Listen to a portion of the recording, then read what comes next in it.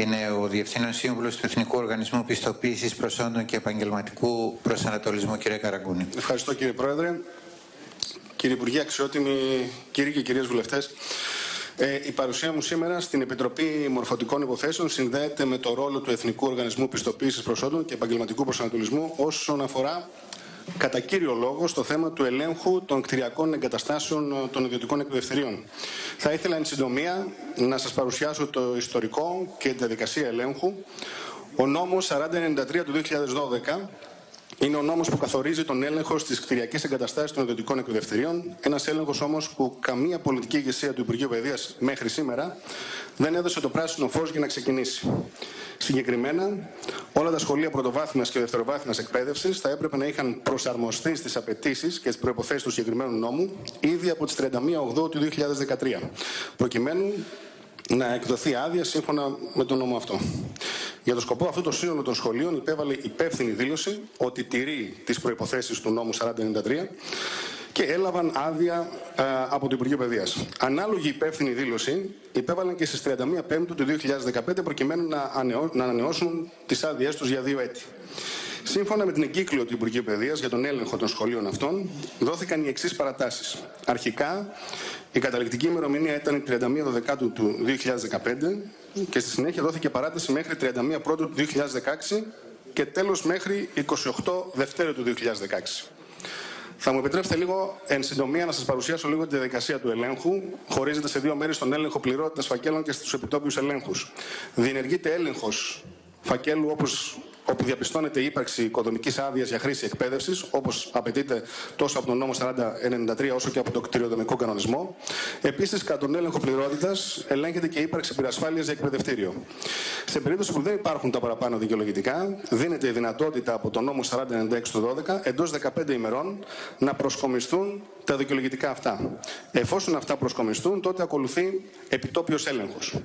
Ενώ σε αντίθετη περίπτωση θα πρέπει να διατυπωθεί αρνητική γνώμη ως προς τις κτηριολογικές προδιαγραφές προς τον Υπουργό Παιδείας. Εφόσον ο φάκελος χαρακτηριστεί πλήρης, τότε διενεργείται επιτόπιος έλεγχος από διμελή κλιμάκια εξωτερικών ελεγκτών αξιολογητών, εκ των οποίων ο ένας υποχρεωτικά πρέπει να είναι είτε πολιτικός μηχανικός, είτε αρχιτέκτονας μηχανικός, είτε ενεργειακός επιθεωρητής κτηρίων με άδεια από το ΤΕΕ για όλες τις παραπάνω κατηγορίες.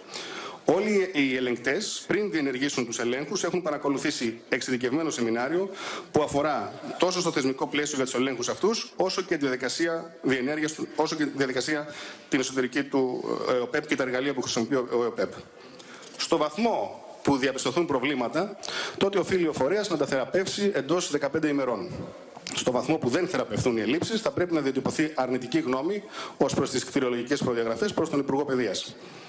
Ο ΕΟΠΕΠ μέχρι και σήμερα προχωρεί στην ολοκλήρωση των ελέγχων, από τους οποίους ελέγχους έχουμε μια πρώτη εικόνα που δείχνει ότι σε γενικές γραμμές η έλλειψη αυτών των ελέγχων στο παρελθόν οδήγησε σε μια μη ελεγχόμενη κατάσταση με πολλά ζητήματα, μιας και έχουν διαπιστωθεί πληθώρα παρατυπιών που αφορούν για παράδειγμα στο πιστοποιητικό πυρασφάλειας, ως και στην έλλειψη πολεοδομικής άδειας σε χώρους που χρησιμοποιούνταν ως αίθουσες διδασκαλίας.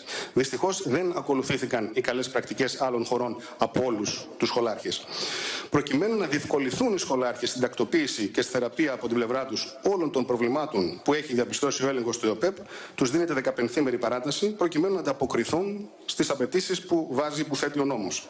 Το συνολικό διάστημα που έχουν οι σχολάρχες προκειμένου να τακτοποιήσουν τις εκκρεμότητες τους συμπεριλαμβανομένου και των διοικητικών διαδικασιών του ΕΟΠΕΠ, όπως για παράδειγμα τα διοικητικά συμβούλια, φτάνει χοντρικά τους 2 μήνες. Μετά από πληθώρα ελέγχων, παρατηρείται, θα λέγαμε, διάθεση συμμόρφωσης. Κάτι που αποτιμάται ως μια θετική εξέλιξη, πρώτα απ' όλα για τους ίδιους τους μαθητές. Μιας και διασφαλίζεται ότι ο χώρος που περνούν τις περισσότερες ώρες της ημέρας τους είναι ασφαλής και πληρεί τις προδιαγραφές που θέτει ο νόμος. Δεν θα ήθελα να πω περισσότερα πράγματα, μιας και είναι πολύ συγκεκριμένος ο ρόλος του ΕΟΠΕΠ. Κλείνοντας την ενημέρωση που ήθελα να σας κάνω, δεν θα μπορούσα να μην ευχαριστήσω τους εργαζόμενους του ΕΟΠΕΠ που σηκώνουν στις πλάτες τους ένα τεράστιο έργο που γίνεται για πρώτη φορά σε τέτοια έκταση στη χώρα μας. Πλέον και για πρώτη φορά, το τονίζω αυτό, μπαίνει τάξη σε ένα χώρο που δεν είχε ελεγχθεί επαρκώς, διορθώνονται οι παρατυπίες όπου έχουν διαπιστωθεί και γίνεται από τον ΕΟΠΕΠ ένα τεράστιο έργο και σε συνεργασία φυσικά με το Υπουργείο Παιδείας. Εγώ θα το χαρακτήριζα μια ριζική τομή στο θέμα των ελέγχων των κτηριακών εγκαταστάσεων των δυτικών εκπαιδευτηρίων. Και κλείνοντας, θα ήθελα να πω το εξής: κερδισμένοι από όλη αυτή τη διαδικασία, ουσιαστικά και πάνω απ' όλα, είναι οι μαθητές και κατ' επέκταση και οι γονείς τους που έχουν το κεφάλι τους ήσυχο. Σας ευχαριστώ.